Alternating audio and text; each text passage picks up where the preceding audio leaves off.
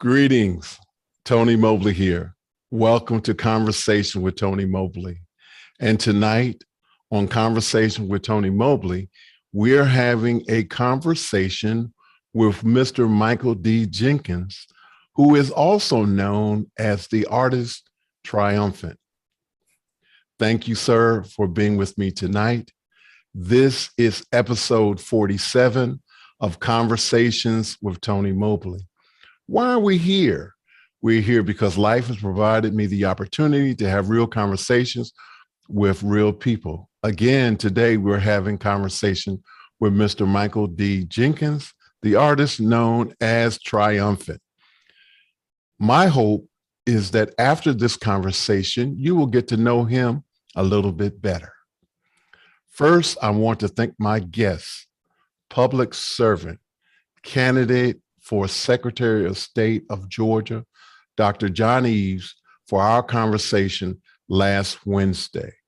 And I also want to thank the team behind Conversation with Tony Mobley. So we are here to have real conversations. We hope to help others with these conversations, but I need your help. Yeah, I need your help. I know I say it every week, and every week is true. I need your help. ConversationwithTonyMobley.com is my website. Go on my website and register. What's the benefit of you registering on my website? It's not for me to get your email so that I can bombard you with information. That's not what it's for. It's for you to have an opportunity to participate in the Mukana chat. That's right, the Mukana chat. The Mukana chat is a place where you can ask your questions, and your questions can be voted up and down. That's right, very cool. The participants get a chance to put in questions, and those questions can be voted up and down. If you like this conversation and our past conversation, we ask that you like and subscribe and set that bell to all notifications to be reminded of all upcoming conversations. And so here we are, and Mr. Michael D. Jenkins, the artist known as Triumphant. And I'm so happy. We had such a great conversation before the show tonight, and we hope to extend that conversation going forward. And Absolutely. so, good evening, sir. Thank you so much for agreeing to be on Conversation with Tony Mobley. And we're going to start out with the very first question. Who is Triumphant? And who is Michael D. Jenkins? Who are you, sir? Well, who is Triumphant? Triumphant is a person who found his voice through poetry, who at the age of 29 took it upon himself, with all the experiences that he had up until then, to turn them into poems, to turn them into ways so he can express himself in an environment that would dare to accept the challenges that a African-American male has overcome. And it's interesting because the name Triumphant wasn't something that I came up with. It was a name that was given to me by people who heard my poetry, because the definition of triumphant is to overcome great things, great many struggles, sometimes by the skin of your teeth. And that has definitely been me. Michael Jenkins was the one who was the catalyst that went through those things. Triumphant was who he wrote his heart and soul to and said, grab this microphone and say it how you want to say it. Wow. Very cool. I'm just going to be honest.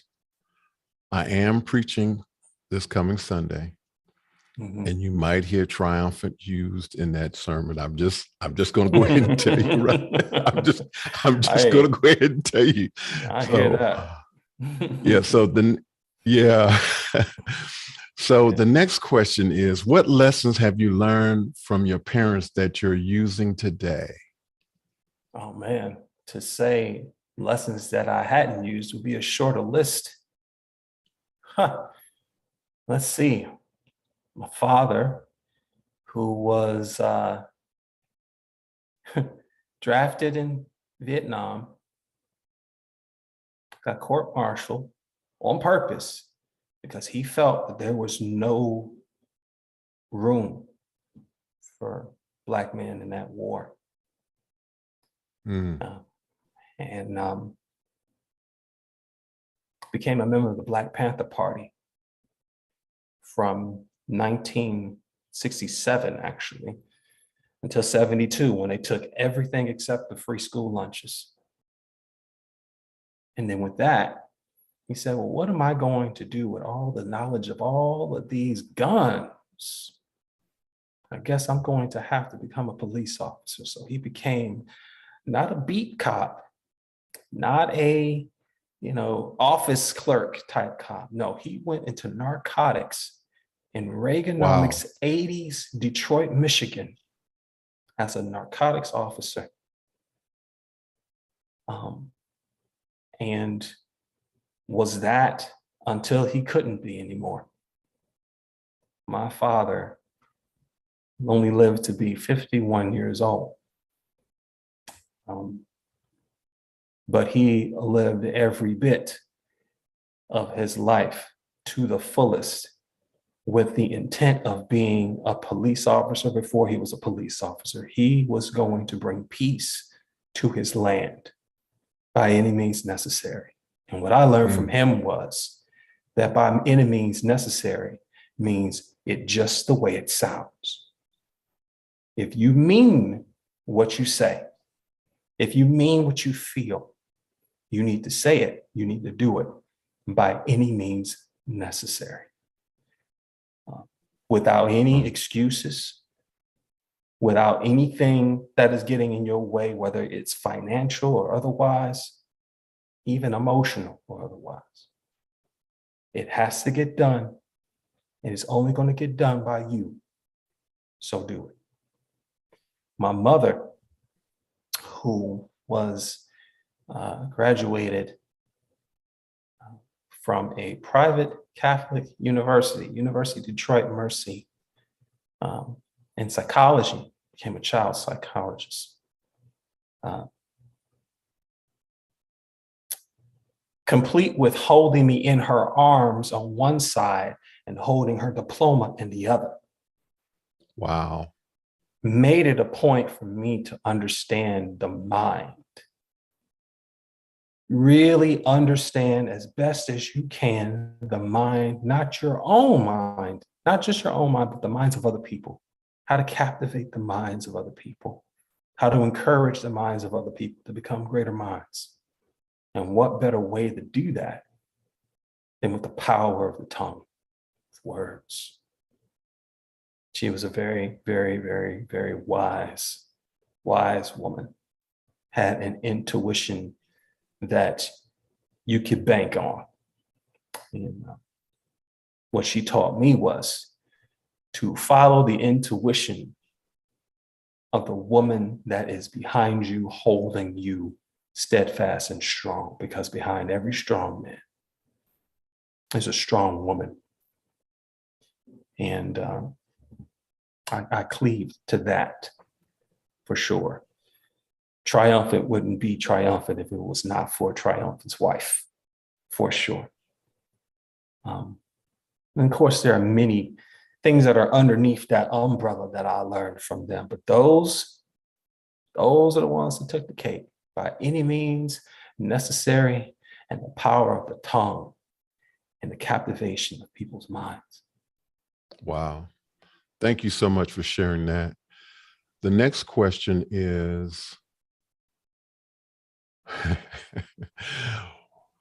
it's not funny, but when I did my research and I read the journey that your mom in particular, your mom and dad both participate in this, but you know, the passion in which you describe it in terms of your mom. So I want to go ahead and let's share this. So what was it that gave your parents the insight to believe they could propel you to exceed what the doctors had recommended?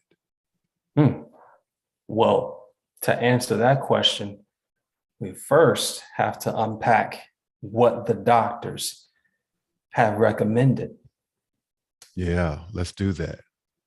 So you are talking to a person who did not speak until he was 5 years old, completely nonverbal, did not learn how to say mama or papa or baba for food, my bottle, anything. I would point. And the doctors wondered what was wrong. So they did a series of tests. My hearing was pretty keen. They did a series of other tests that I consider, dare I say it, arcane and almost inhumane. One in particular that I was told was me and my mother were placed in a room that had a double-sided mirror. And we were to play with toys. And then while I was in the midst of, in my imagination playing with these toys, my mother was to just kind of walk away to see if I would cry or not. And because I didn't cry out, that was a check mark that the doctors gave. Didn't know what the check mark was for. My mother didn't. Did other tests for color, sense of, dimension, certain gestures, hand gestures to point to different things. And there were other check marks because I responded in a way that was not, in their eyes, normal. So when the panel of 5 doctors told my mother that I was autistic, she listened, but didn't listen. She allowed them to say their piece. And then as soon as they were done with all of the big 12-syllable words and everything, and what my future would hold based upon their recommendations, she looked them square in the eye and said, "All of you are liars, and I'm going to prove it." My mother bought, and this is me telling my age, Hooked on Phonics. You remember Hooked on Phonics? Oh, yeah. A, B, C, D, E, F, G, Hooked on Phonics. Well, Hooked on Phonics worked for me. She bought the entire package. And upon doing this self-teaching, she was my teacher for a good year. And a few weeks in, it looked like I was enjoying it, but it wasn't sinking in. It wasn't until she turned the lessons into songs that all of it started to make sense. Then all of a sudden, I started talking.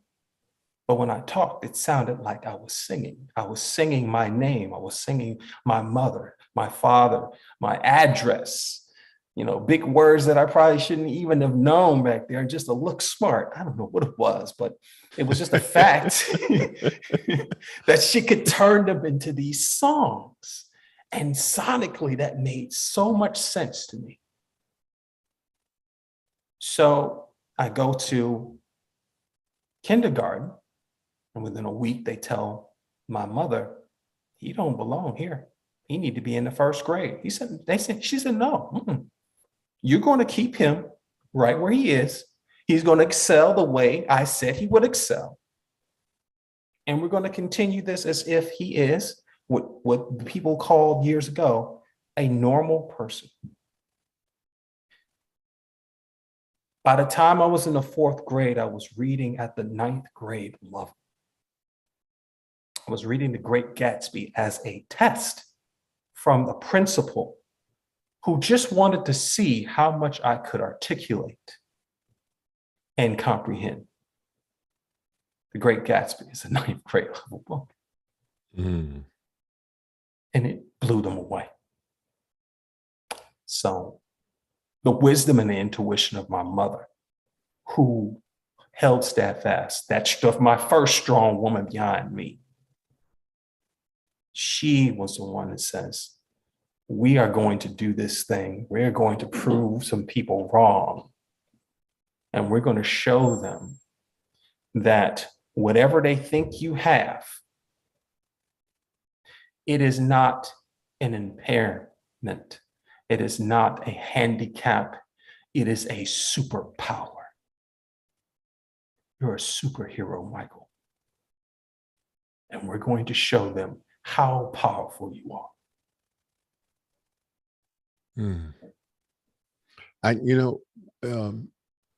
Michael, I was thinking as you were talking about it, and someone might have said this before, but I don't remember who said it. I don't even know if they were talking to me, actually, but they said that they thought that everybody was on the spectrum at some point or another, that it just may not be at a point where it is actually diagnosable, but that everybody is on the spectrum to some extent or another. So, for doctors or physicians to say, that, your child is on the spectrum, well, yeah, everybody is.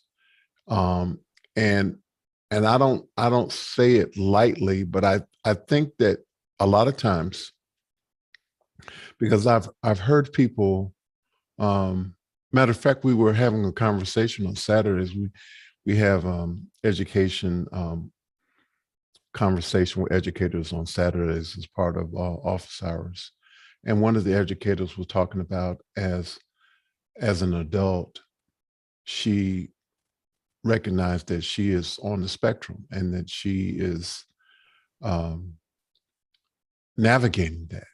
And there are so many people that are understanding that to a certain extent, all of us are on the spectrum. So I applaud your mom and her determination to want to make sure that you had as much of an opportunity to develop as possible. And I cheer. And I want to say this too, and it may seem inappropriate, but I'm going to say this. Oh no, go ahead. Those of us who still have their mothers, I know that we celebrated Mother's Day on Sunday. Mm-hmm. I want to say to anybody who's listening, please don't wait until once a year to celebrate your mothers. Celebrate your mothers every single day. I had the pleasure of having my mother for quite a long time, but then she was gone. And there were things that I should have said, I didn't say, I wish I had said, and I can't. And then I had my mother-in-law tell me, well, your birth mother might be gone, but I'm your mother now. Mm-hmm. And now she's gone. And I just encourage those of you who have your mothers and have someone who fills the role of a mother, celebrate them every day. Don't wait for a special occasion, a birthday or Mother's Day or any holiday. Celebrate your mothers every single day, because every day, as far as I'm concerned, is Mother's Day. Absolutely. And But that was not, at first of all, I have to say, that was the most appropriate thing that could have ever been put into this conversation. And I thank you for that. If you would allow me, I would sure. like to recite a poem that I wrote on Mother's Day for the mothers. Absolutely. It's called Mom. I'll never buy you flowers. Instead, I'll plant rose bushes that weather through dead winters and resurrect each spring just like the Christ you've taught me to pray to. No candy to devour. Such insolence, your insulin levels raised insensitively due to my gestation. Instead, your soup passed down, prepared and ladled. Neither cardboard heart nor cold call could do such love justice, not at all. Instead, I'll bleed my heart at 3 feet per second, electrocute my brain at 250 miles per hour, and speak of its soft pains at the speed of sound. How indeed I love thee. You maketh me to lie down in time's sands. Inside still waters run deathly deep. Your Red Sea parted long enough to lead me to unpromised lands. For 40 days and 40 nights cannot top 40 weeks. I've looked to the hills which came my help. A manna El Shaddai claimed for myself, even while blind I knew to cleave. I was lame when you told me to walk, and then too, I believed. Proverbs provided one each day. For when I learned to read, yet I began to stray, as if of you I had no need. Such lamentations led to revelations. I, your prodigal son, have returned to gift you proof of furnace burns and lashing streaks and gnashings of my teeth that you were right. This I lived, this life that I've survived, this clean heart I provide, since you forgive, no longer crucified. All of this forever and always of you, the first God I ever knew.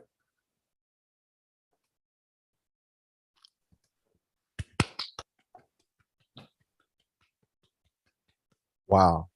Thank you. Thank you so much for sharing that. Wow. I'm stunned. Thank you. Thank you. We have a question from YouTube from Lotus Child. He just didn't talk because he was thinking for 5 years on just the perfect way to say his first words. I know that. I know that guy. Lotus Child. Oh, another amazing poet. We have a project that we're working on together. It's been a month-long series of conversations that are done poetically. And it's called The Two Gods. And it was this: what if there was an arm wrestle up there and down here with earth and the firmament and hell and everything in between for humanity's sake? What would that argument sound like? Knowing that it would always be a stalemate and given the free will for man. We are at part 4 of The Two Gods, but excerpts from each of us are featured on Facebook and my website, the triumphant1.com. But thank you, my duster brother, my oilskin duster brother. I love you, bro. Thank you so much for tuning in. Thank you, Lotus Child. The next question is, and appropriately so, can we talk about the influences of Langston Hughes on you? Before I even can answer that question, I gotta give you another poem. It's not mine though. You'll know it when you hear it. All right. Well, son, I tell you, life for me ain't been no crystal stair. It had tacks in it, and splinters, and boards torn up in places with no carpet on the floor. It was bare. But all the time, I's been a climbing on and reaching landings, turning corners, and sometimes going in places where it was dark. It ain't been no light. So boy, don't you turn back. Don't you sit down on those steps because you feel it's kind of hard. Don't you fall now. For I still going, honey. I still climbing. And life for me ain't been no crystal stair.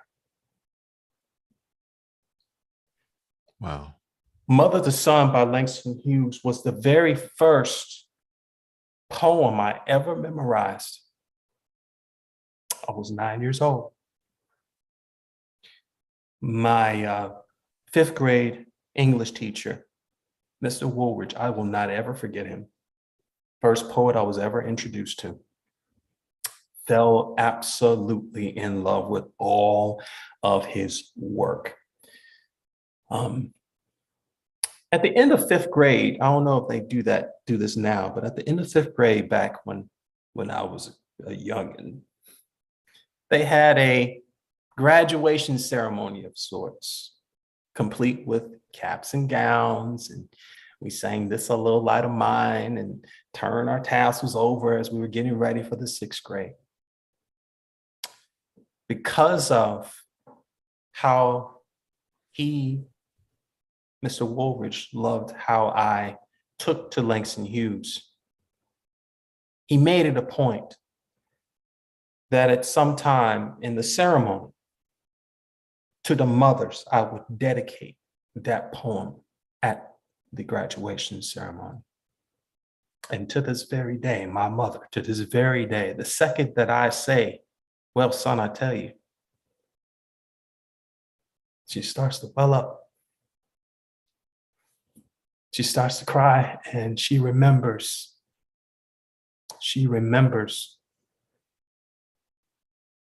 those tacks and splinters, and that our stairs weren't crystal either.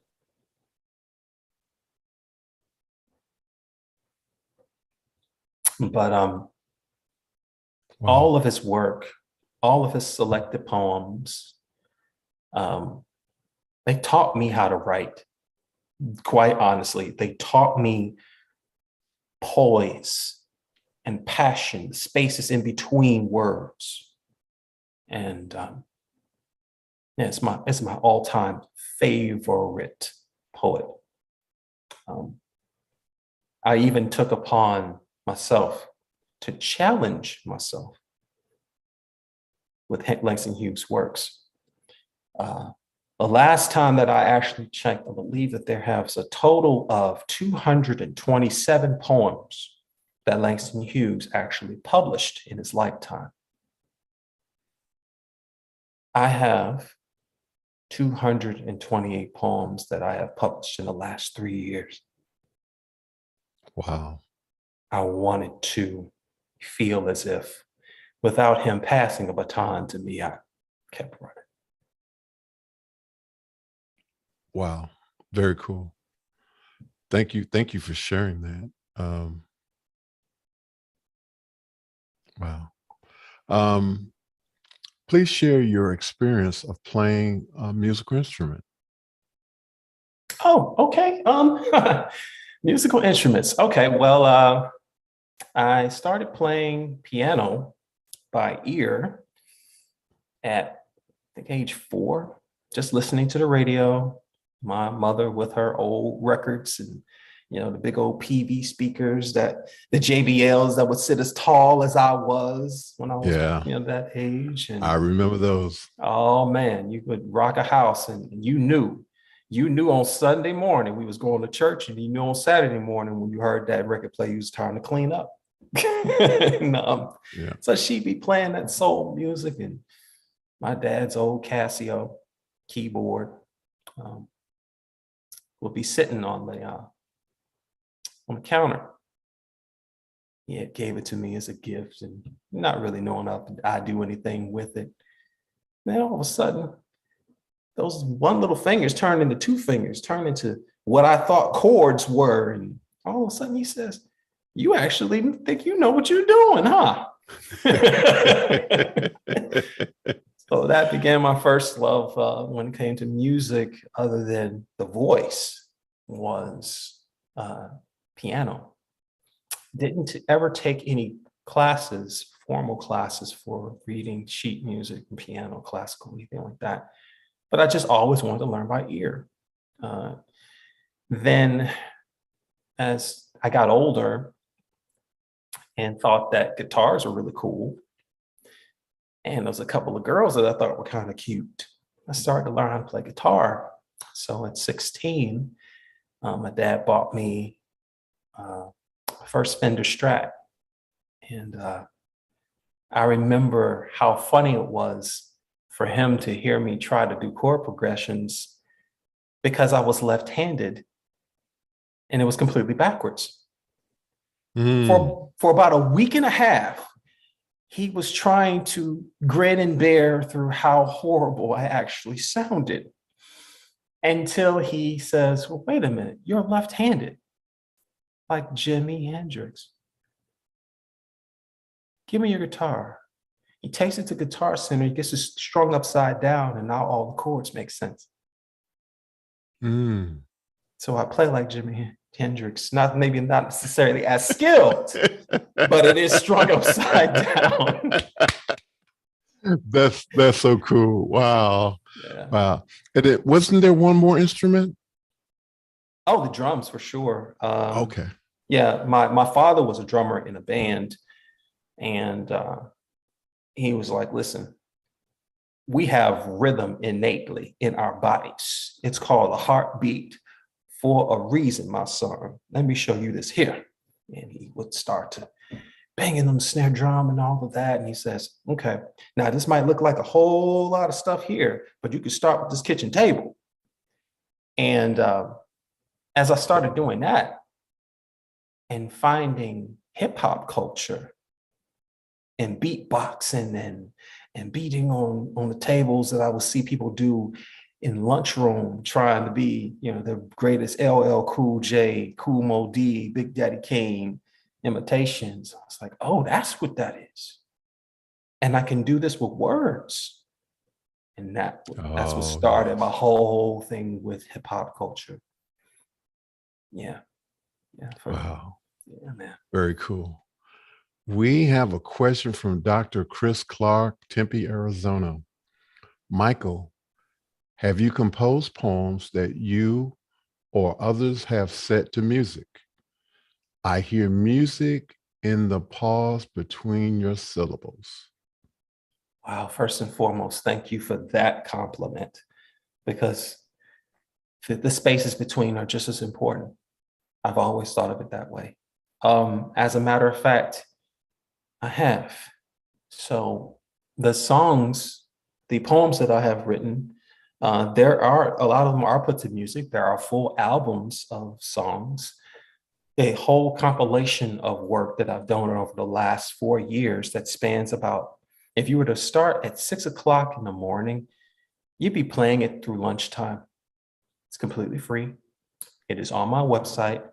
When you go to the music, if you click the link, it'll take you to all of the music that I've made in the last 4.5 years. And share your website again. We're showing it. We're showing it. Oh, great. Yeah. So yeah, when you click the music link, it'll take you to BandLab, which is different from SoundCloud. It's not as popular as SoundCloud, but it allows a little bit more creative freedom when it comes to sampling of certain songs.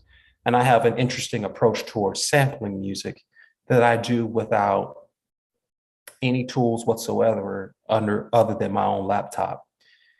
I call it triumphantization. So try this out, guys. When you are looking at a video, any video on YouTube, keys 0 through 9 are timestamps. They are automatic timestamps. 0 will take the video all the way to the very beginning. 9 will take you all the way to an increment of the end, depending upon how long the video is. So let's say the video is 3 minutes. It'll be in certain segments. So every time you hit a different key, it's about 15 to 20-second intervals away from the start. Well, I learned that if I hit this to a certain rhythm, I can skip around some of the vocals in certain music and pretty much essentially chop like an MPC, how people do in hip hop without buying a $2,000 MPC. So I would do that on top of a drum track that I would loop on another page for BandLab, and then I would record it on Audacity. So the entirety of what you'll hear on the website for the music, when you click it, is all done on the laptop as is without any additional programming. Wow. Yeah. Dr. Clark, thank you so much for your great question. Let's talk about moving all over the country. Ooh-wee, the nomadic soul I am. All right, so let's start with the table of contents, shall we? Detroit, Michigan, Atmore, Alabama, Pensacola, Florida, then back to Detroit for a moment before going to Modesto, California, New York City, Baltimore, Maryland, Washington, D.C., and Houston, Texas, and now here in North Carolina. In 20 years, so many places I've lived. No Uncle Sam, nothing like that, not a GI Bill, just a man with a duffel bag and a Bible said that there's got to be another way.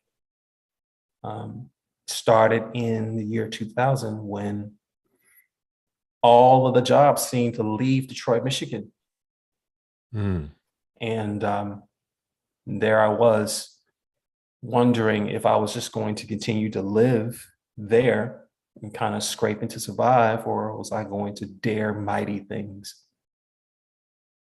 I didn't have much of the gut tree to do that on my own, but something about a poet, especially poets that love romantic poems, it says, well, motivation for me could always be a woman. So, so the woman that I was dating at the time, for whatever reason, would want to move. They want to move back to their hometown. They would want to experience something different. So that's what it started. My first real relationship wanted to move to Atmore, Alabama, which is probably as big as the room that I'm sitting in, and stayed there for a time. Moved from there to Pensacola, Florida, when we were able to, get on our feet a little bit better. That relationship ended, and that was only because I had to move back to Detroit, Michigan, after finding out that my father had passed. I was 24 years old at the time. My father was 51. I was going through what I thought was a midlife crisis. I need to hurry and make me some babies. And I ended up venturing as many places as I could to see what my rest of my life was going to be, because I knew I did not want it to be in Detroit, Michigan. It's interesting that we're even on this forum, remotely, because almost every relationship I've ever had with anyone has been remotely. before Zoom, before all these other things, it was Yahoo Chat. Met a woman on Yahoo Chat. That turned into me moving to Modesto, California, which turned into my first marriage, which turned into my first divorce in LA. And it was a really, really tough divorce. So much, in fact, that before I could even really say I've lived, I was ready to die. I had moved with nothing on purpose to be purposely homeless in New York City. See, I thought in my mind as if New York City is as rough and as tough as they say it is, then it'll eat me alive. And I won't have to devour myself. It'll do the job on its own. But alas, I'm still here. And how did that happen? Well, because having conversations turn into convictions, turn into compassion, turn into people telling me, you definitely have a calling on you to do something other than die here, brother. So we're going to make sure you keep living. I remember one specific instance where around the 8th of the 10 months that I actually was living on the streets of New York City, 2-4J train back and forth, just living on the trains, running away from cops to not get caught. There was a gentleman that walked onto the train. He had an H&M bag in one hand and he had a blue jacket in the other. And he just sat down and he stared at me. And at first I thought, after a while, that we was going to fight or some type of altercation was going to happen. But before I could get to that, I fell asleep. And when I woke up, I was wearing the blue jacket that he had in his hands before I fell asleep. And he was nowhere to be found. The next day, because apparently I was pretty predictable, he sits down beside me and he says, I've seen you. You've been wearing the same shirt for the last 3 weeks. Why? And I'm like, what's it to you? And he goes, no, it's not about that, youngin. I want to help you. I have housing where I can allow you space to get your head straight, to get your life together. All I want you to do is promise me that you'll try to get your life together and read. And I was like, read? He says, you'll find out when you get there. I sat on his phone number for 3 days, and the third day was sometime in November. And I'm like, ooh, it is cold over here. So I am going to this place and I'm going to find it. All he did was nod his head when he saw me come to the door and show face, which was unlocked, by the way. That's how much he trusted people. It's ended up being a brownstone with like 40 people who lived in this house. Most people who were, on parole, recovering drug addicts, things of that nature, just trying to find salvation somewhere. And he says, 3rd floor. So I walked up to the 3rd floor and I'm like, that's a nice closet. He says, no, that's your room. I walk into the room and I can't see the walls because they're covered in books. Geography, geometry, seismography, the study of pressure and time, at least 16 different Bibles. And I'm like, who is this person with this knowledge of the world in this one room? I, planted a cot, and when I was not trying to find work, I was finding the back of a book. And then I started hearing all of these words, all these combinations of syllables, all this vocabulary that was building in me. And I'm just like, man, I can't hold this in. So I started talking to people, like really, really, really talking to people. It ended up having an opportunity to talk to people at the VA in Bronx, New York. And it gave me just a little bit of change so I can, get my hair cut and buy a couple of suits and go to a couple of interviews, and ended up getting a job, and ended up another one remotely, finding a woman that I am still married to this very day on the telephone. I didn't even know what she looked like the first 3 weeks that I talked to her. It was on a chat line of all things.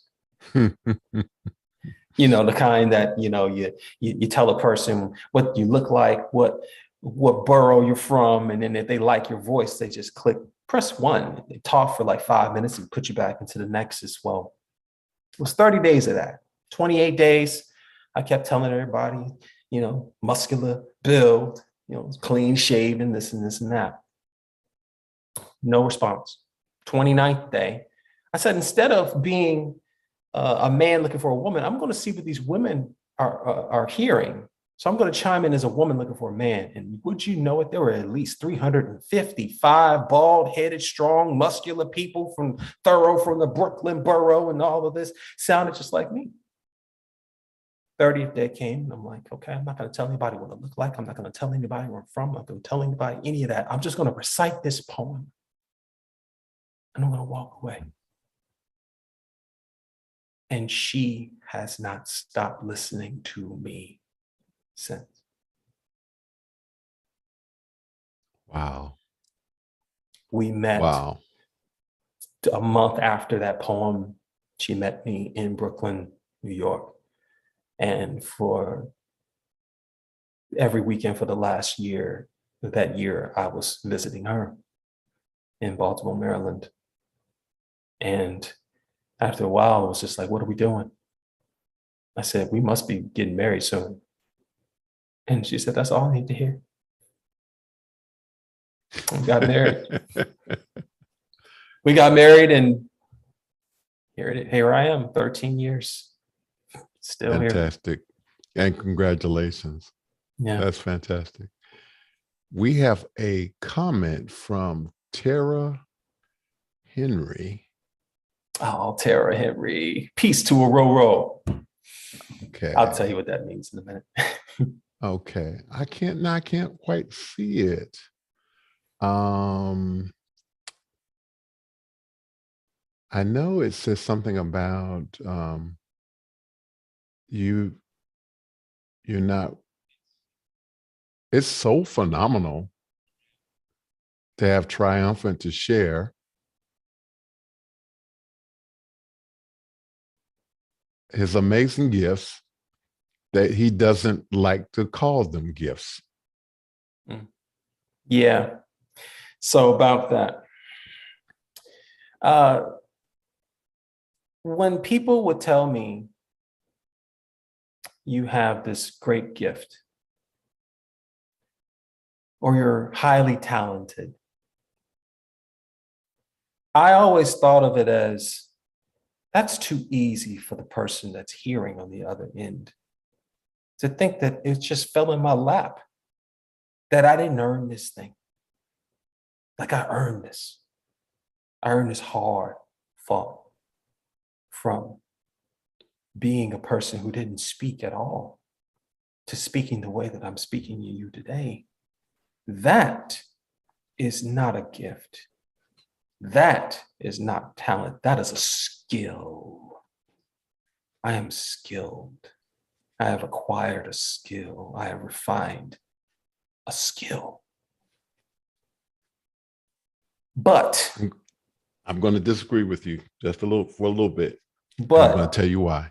Oh, yeah, I know. I know it's coming. But listen. Michael Jordan, LeBron James, gifted. But what do? They perfect. They work hard at what? It's not just the gift. It's what you do with the gift. and you are doing some amazing things with the gift that you have been given, just as they have. And so don't minimize the awesomeness in the gift that you have been given from the ultimate source. And I just wanted to say that I know that you're not doing that. I know that what you're speaking to is how hard you work with the gift. Yeah. I just wanted to point out that it's the gift speaks to people in such a way that that is the way in which they voice it. So I just would encourage you just to receive it. And I do now. And I'll tell you what someone told me a long time ago, because I was one of those people who could not take compliments. And I was like, and the person told me, just say thank you. Just say thank you. You are gifted. You are gifted. And I can't speak to how hard you work at your gift, but there has to be something there in order for you to be able to work with it.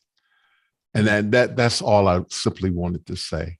So Tara, Henry, thank you for sharing this comment with us. Appreciate it. Thank you, Tara. Thank you so much. And we have another,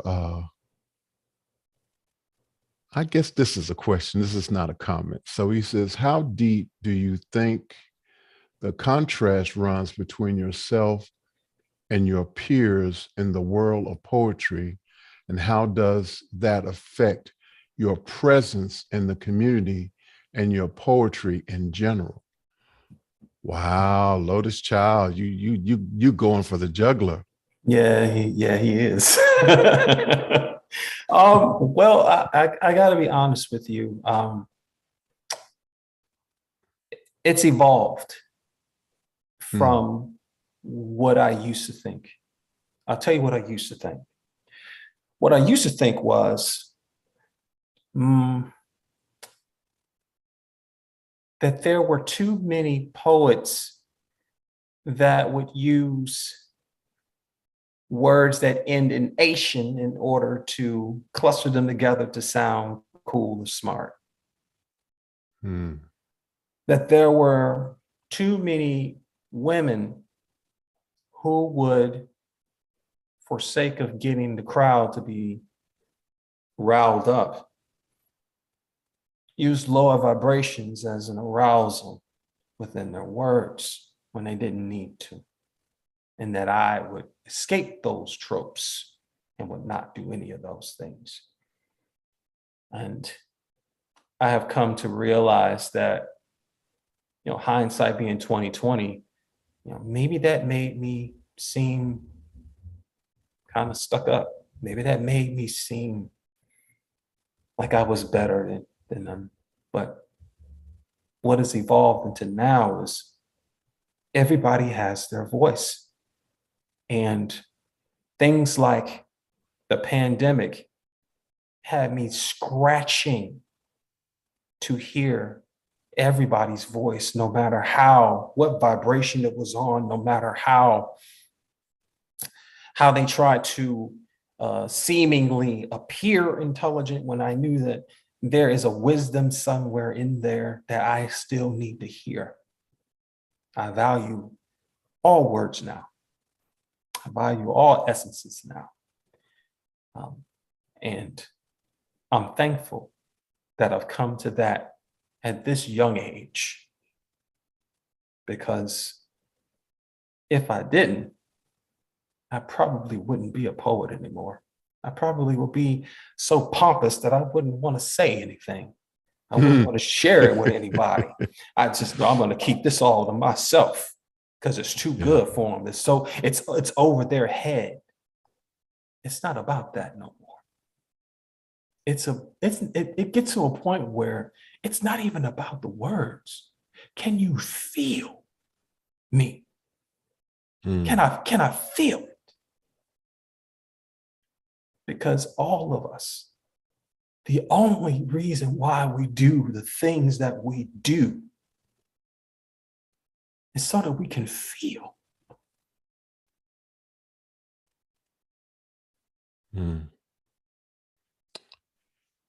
Wow. Thank you, Lotus Child. Thank you, Lotus Child. Can you share past success story and a recent one? Past success story. Oh, that's easy. Not being homeless anymore. Let me tell you, one of the easiest diets you'll ever be on is not having a refrigerator, like ever. That's one of my biggest success stories, that I was able to get myself on my feet, was motivated by people to say, you need to keep living. And I'm glad that I listened. One of the strangest places to get blessings, I think, in my life was homelessness, because I took out all of the noise. See, it's interesting when you are literally sitting there in Battery Park and you're taking your blankets off and reading them. You get what I'm saying? Yeah. And you look beside the next bench over, you look through the water, you look at the water, you look at everything around you, and you're seeing how many people are not as grateful as I believe they should be. It has you counting blessings. I didn't have social media in the way. I didn't have anyone in my ear. All I had was me and the things that I had to go through, my mind, the captivating my mind, just like my mother was teaching me. I had to learn how to deal with the inner battles without any commercial advertisements.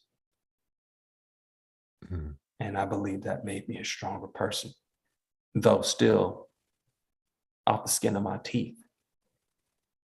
Thus, a victory triumphant. But a recent one, the most recent one, is getting back to writing. Back to when the pandemic hit, I wasn't writing at all. Just imagine, a person that's used to writing literally every day, teaching people how to write, giving poetry prompts throughout social media, just to egg people on to just see the world a little bit differently. To go from that to writing only 4 poems in 1 year. It was a dark place. But I believe every artist goes through some darkness. We just turn it into a canvas to just paint a better picture, developing the negatives into a positive picture. I hear you. Wow. Thank you. Thank you for sharing that. Thank you. When did you know the path for you was as a minister? I almost want to ask you the exact same thing. And I'm pretty sure that we would have somewhere along the same kind of answer. We keep getting told that that's what it should be. Yeah. Those that are called tend to not necessarily jump to the calling and say, yay, I'm going to do that. No, because we know the responsibility that comes with that. Right. And Absolutely. wondering if we're going to be mature enough to handle that responsibility. Am I really that strong to handle that responsibility? of the potentiality of leading a person astray or leading them closer to where they should be. And but there comes to a point where you just can't hide it anymore. It doesn't even matter. The things that you're saying, the things that you find a hunger for, being able to articulate yourself as a child of God, there's no hiding it anymore. And the moment, I can remember the moment where I stopped hiding. My wife, we're sitting at the dining room table, and I'm not eating because I'm reading the Bible. Like I forgot that the food was even sitting there. And she goes, just to see if she can get a rise out of me, she says, so you're going to get enrolled in August to Bible college. And I just kind of like, what? And that's exactly how it was. She wasn't playing. It wasn't hyperbole. She enrolled me into the University of Sedona in Sedona, Arizona. And before I knew it, I was doing all of the studying and actually having to go to a panel and show and prove through sermon what all this was, and learning about exegetical practices and taking this into the present day. And you understand this, I know you do. But how much passion was being accepted then just made you that much more passionate about the word. Because alas, here it is. They're words. And what better gift that you could ever give me was to be able to say, I give you permission to captivate my mind by any means necessary with your words. It was exactly what I needed to be. Mm-hmm. Yeah. Yeah. I know you know what I'm talking about. I know you do. It's not that kind of show, but I'm gonna put the gospel hands up anyway. How about that? It's not that kind of show, but we just gonna say praise the Lord. We're gonna go to the next question. Yeah. Can you talk about how you got started in songwriting? You really kind of already talked about that. Yeah, I did, but I can just, maybe elevator approach towards it. Fell in love with words, found out that words can be thought of as poems, found out that the poems can have a percussion to it, and it was like, oh, I can percuss this? Okay, cool. Oh, that's called emceeing. Interesting. So that's just what it was, The songs that I write are nothing more than poems, put the percussion. And the spaces between are just as important as the words that are being said. It's a heartbeat for a reason. Yeah. The team was asking me to ask you to check your mic. They said there was a difference, subtle difference. Maybe I was kind of excited. Can you hear me better now? Yeah, I think you're good. You're good. Yeah. So we have another. Wow. Okay. So the Kool spot. I know out here in the mountains, just want to show my support to my brother. Yeah, he's another amazing poet. We call him lyrical storyteller, and he's also a minister. And yeah, I that's a really good friend of mine. Has a weekly get together called the Man Zone. We talk about issues with us as men and how we can relate that to the word of God. Really, really amazing, amazing guy. I know he's out there busy, but I'm glad that he's listening. Yeah. Thank you so much, sir. Appreciate you. Mm-hmm. Can we talk about your work in the community? Oh man. Absolutely. So ministry is definitely much more than just standing up at a pulpit and giving some sermons. You have to live this thing, and that community interaction, it is demanded of it within ministry, especially this day and age. So when I moved to North Carolina, I became a member of the Unitarian Universalist Fellowship of Raleigh, and they were heavily into political activism for equal rights for race, for gender, different types of pride, all of that. And I was definitely part of all of those. Did traveling ministry in places within the Unitarian Universalist community, which actually helped formed some more bridges with people of African American descent who thought that the Unitarian Universalist community was not as diverse. So, getting that diversity there. But also I think that the poetry, that poetic communities, that's also ministry work as well. There was one particular place that I call sanctuary, but it was known as Authors in Art. Tara Henry was the one who was the owner of that particular experience in that place, and hosted many poetry events, art events, just to get people to have that voice. But since COVID, it has changed a lot of ways of working within the community, because we want to work in person. That arc is starting to bend back towards being able to be, in groups, and be able to be as passionate and intimate as I would want to be within helping the community.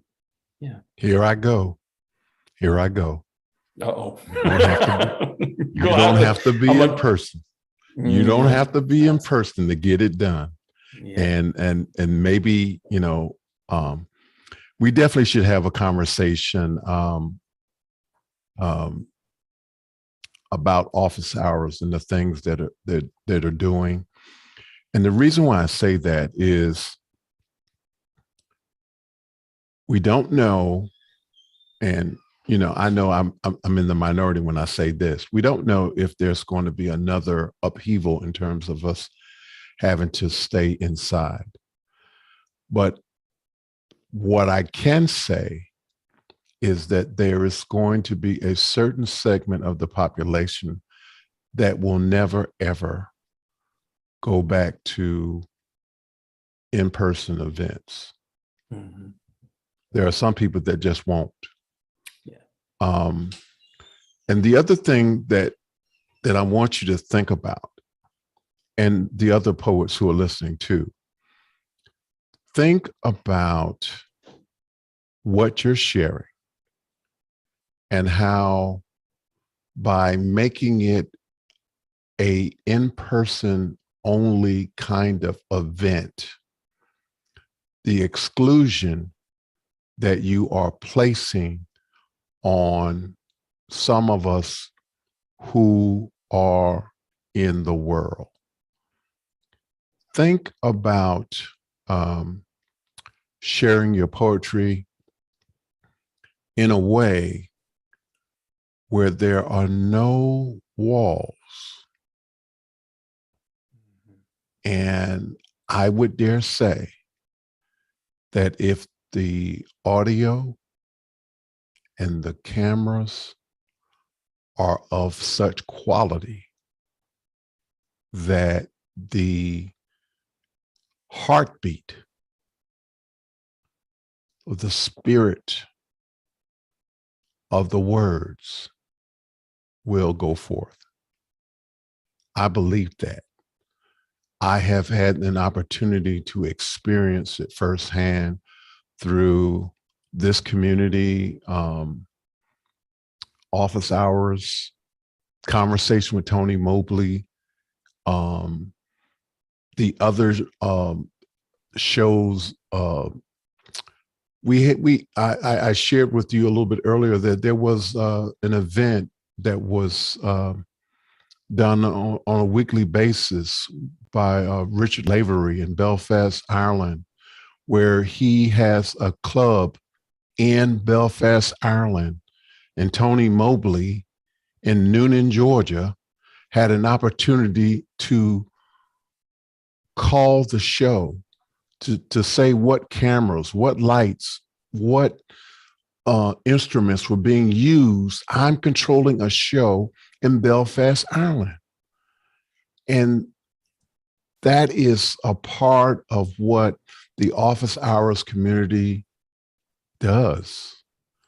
And I would encourage you to think, or at least consider, that the gifts that you have, the gifts that you hone so well to be able to share with others, can be shared with people throughout the world. And so I think it was important for us to speak to that. You have shared your gift tonight. And I can tell you that there's somebody that's working on the show that's in Ireland. I mean, that's in from Australia. There's somebody that's in Maryland. There's somebody that's in North Carolina. I'm in Georgia. Dr. Clark was in Arizona. He asked this question from Arizona.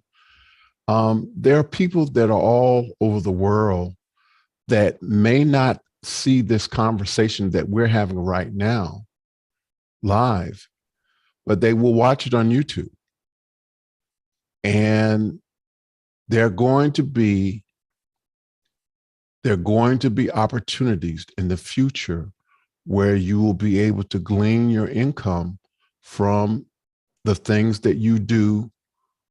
And in some instances, and I know that, the money part is not what you're focused on, but I would say, well, let me just share this with you. There is documentation that some of the larger congregations have increased their membership and their donations by being virtual. So take that information and park it for down the road. But I do want you to understand that if it's done right, the virtual experience can be as impactful or even more impactful if it's done the right way. And I just wanted to share that with you. And so we have another question from Lotus Child. And it was a question for the both of us. And I can't quite.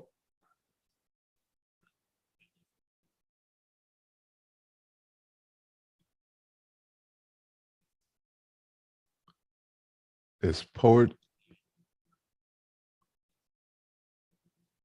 Okay, just give me that first line one more time. I apologize.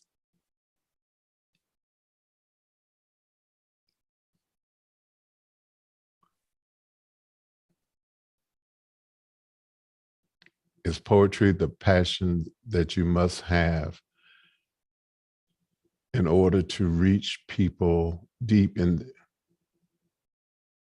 to do what you do and reach people in their hearts, to help guide people to the grace of the ultimate source.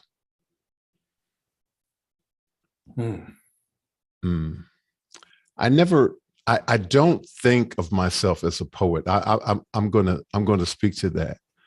I did try writing some things, and particularly when I was at Morehouse, I was an older guy, and so I had to try to have a little bit of an edge, because the girls were like, you a freshman and you an old guy and you a freshman. And so I had to, I had to try to come up with stuff. So I, in between the two jobs that I was working most of the time, I had to try to come up with a little bit of poetry. So I'm going to make an attempt at one I haven't dealt with in about 35, 40, almost 40 years. And so it was called To Mother Africa. To Mother Africa, you are the mother of all that lives and reasons, the princess of the earth, envied by all. My queen, you are the lover of life and giver of wisdom, patience, and faith. My love is real, abiding, and never wavering. Yet you seek another of a paler hue. Somehow that might seem like a slap in the face, but my love is real, abiding, and never wavering. That's it. I forgot the rest of it. Now, the poetry community, when you start to forget your lines, we rub our hands together so that you can go into remembering as best you can. Oh, wow. Come on, Tony. You are the mother that is the giver of patience and faith. My love is real, abiding, and never wavering.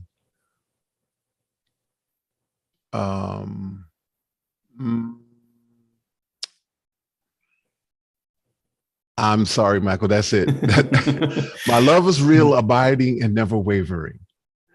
And I, thank you, appreciate it. But at the time, and I shared it with my wife when we first got married. When we were dating, before we got married, when we were dating, and I had a book of, I don't know what happened to that book. I had a book of probably about 10 different poems. I can say that I don't think that I have exercised that gift, and I'm sorry that I have not. I think that I have allowed life to get in the way of me exercising that gift. Yes, sir. But please share your answer. Well, first, I must retort. For Charles Bukowski started way later than most people before he was actually seen as a star that he is. And even his words weren't truly adored until after he died. See, that's the thing when it comes to stars that we feel are unseen. There's books that say that the stars that we look at right now, they've been dead, long gone, long time ago.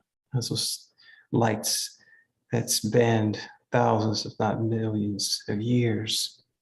And by the time we look at them, they're already gone.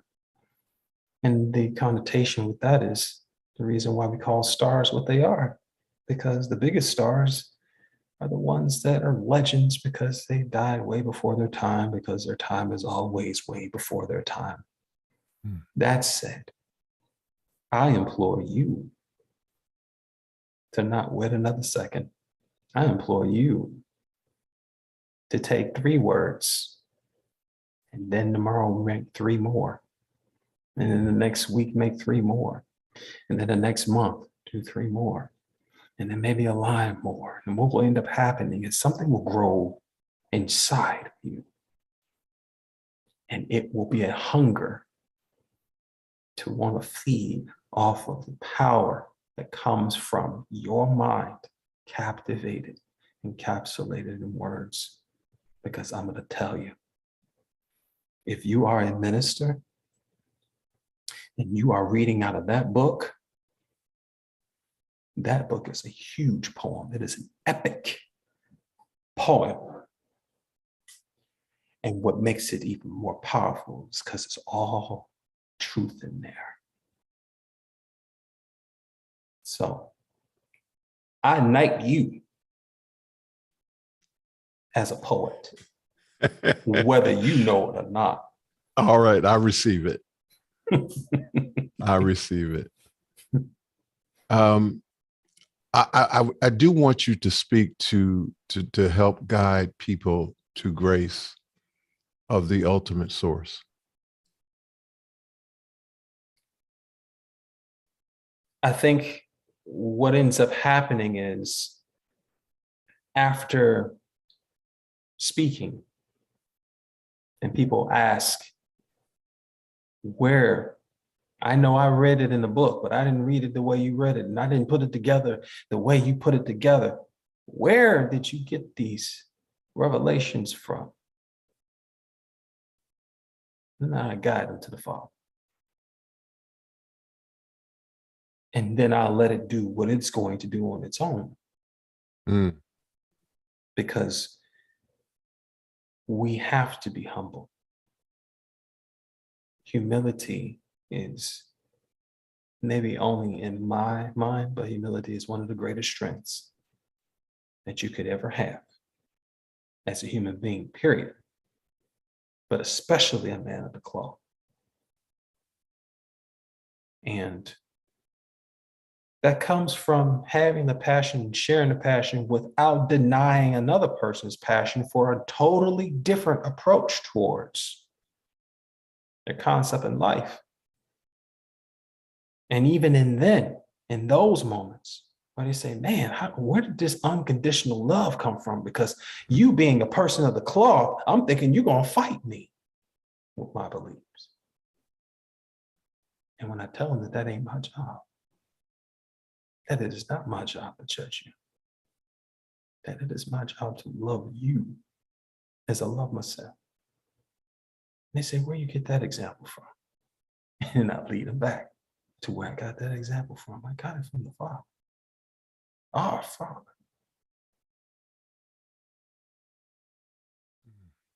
As humble as I possibly can do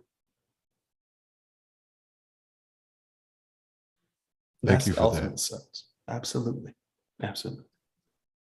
Much appreciated. Thank you so much for that. Lotus is back, and she says, Tony, I can't believe you remembered even that much after so long. Yes, I've been married 32 years as of May 5th. And that was while I was in school, which was probably another 5 years prior. So 40 plus years. Yeah. So thank you for that. What does your family think about what you're doing? Well, I'm gonna be honest with you. My wife, entirely supportive to a fault. She is the reason why I even started in North Carolina with poetry the way I have. She took something that I was writing on a napkin and said, I'm going to take you to this spot over here in downtown Raleigh, and I want you to read what's on the napkin. That's all I want you to do. I didn't know I was going to a poetry corner. I didn't know I was going to a poetry slam. I didn't know I was going to meet the poets that I did. I didn't know I was going to get embraced the way I did. I didn't even know a culture like that existed in that way. And it led me to people like Lotus Child. It led me to people like Tara Henry. Very, very, very powerful, powerful people, loving and endearing people in my life. But if it was not for her saying, get out of your head, get these papers and these books and stuff that you didn't wrote out of this closet, publish them for real this time, place them on this website and share it with the world as best you can. And know that I'm behind you every step of the way. If it wasn't for that, again, I would not be triumphant. I'd be defeated. But I've defeated that defeat. Absolutely. Thank you so much. Tara Henry is back again. Absolutely love the way Michael is being supported in his forward movement through this conversation. Get him, LOL. She's saying that because I'm pretty sure it's the same things that she's been telling me too. Okay. The confirmation, you know, that's what that is. Okay. Okay. How did you come up with the theme, I am, and you are triumphant? Because it can't just be me. It's bigger than me. It's way bigger than me. That's why there's a one instead of the I. I is ego. One is the biggest number. And I've always thought that it needed to be a team, it needed to be a family, it needed to be a group, because I've always had support. When I wasn't even speaking, I had support. When I was hiding all of my poetry in the closets, I had support. When I didn't want to get on that stage that day, I had support. And that means that those people are triumphant too, off the skin of their teeth. They said, maybe I shouldn't say nothing. You know what? No, I am going to say something, because you need to say this thing. Tony Mobley, you're triumphant too. Your story, my goodness, the things that you have achieved in your time, you are truly triumphant. But it's because it's bigger than me. It has to be.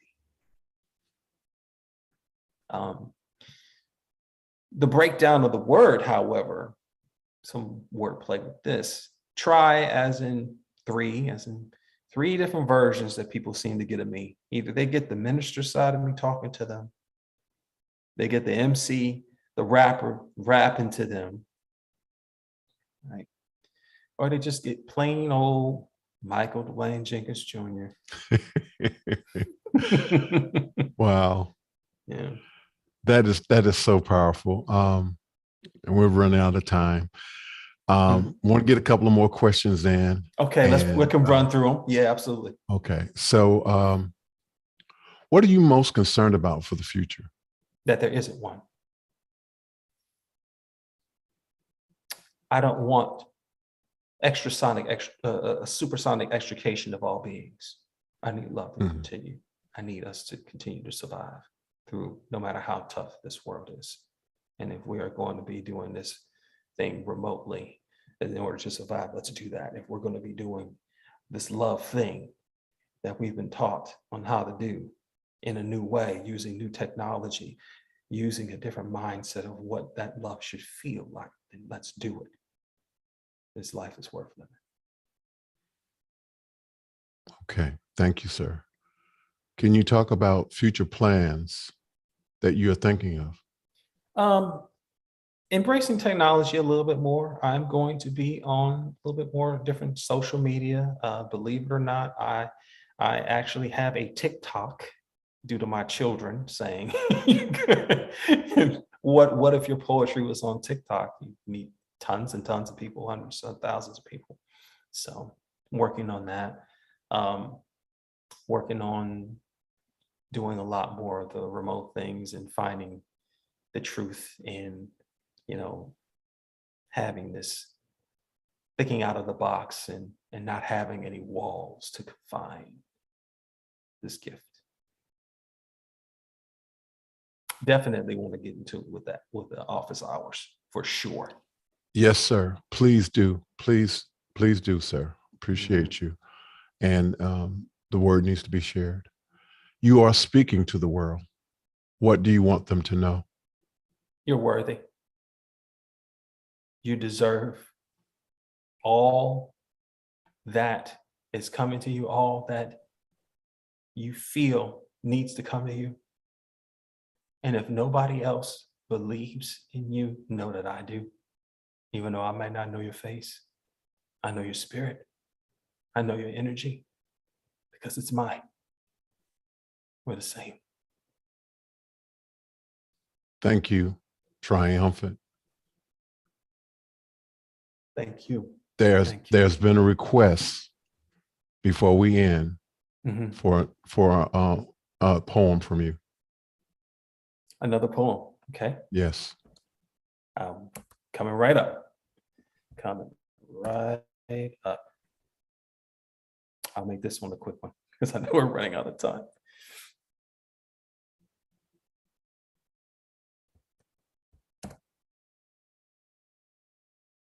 I do dare to dream in containers tear of tears with rubber soles they'll wear until worn, running forward towards happiness, at least in pursuit of it till morn. And in such morning, which have been deemed good and passing, of batons twixt marathons, generation to generation, reveling on, I see their inner scorn. For even the blind can feel their frailty like a braille written home. And read the other's minds by way of restless breath and tone, a salt sugar song that psalms yet limits them with lamentation. Such excellent swimmers they are. If only they would not unknow it. The fear they feed by spoon and fork, the taste, they won't outgrow it. Not at all, except for some. Behold, this seed of the soul is cold, and its highways of vain span twice the planet Earth, traversed at half the speed of sound, half the heart's race since birth, until return to ground. You eulogized for work and worth before they're planted as a slain and old. Oh, but the one or few who've come to know that they are made of stars. For them, I do too, tears of joy. For those who've come to know the answers within the space between. For I've heard them verily singing just the thing as kinders in the garden before time hardens them a rhyme. Row, row, row your boat gently down the stream. Merrily, merrily, merrily, merrily, life is but a dream. For eyes wide shut, their spell of sleep, they've promised lands within their glands. The only ad infinitum light, despite ad nauseum, try as they might, lies the truth. The kingdom's literally at head, at heart, and at hand. Hope shall I have.